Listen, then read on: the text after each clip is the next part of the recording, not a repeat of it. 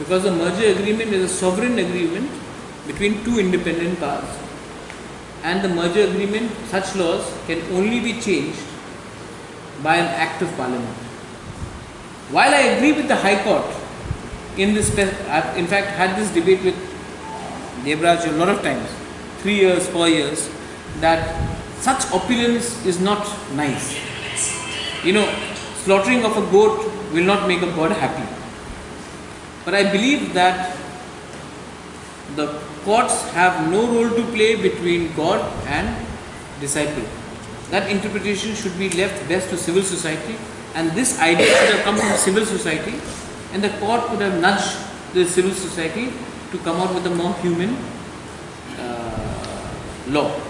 But the court should not overreach its reach, and if they do, then they should do it for all religions and not just for the tribal community and the Hindu religion.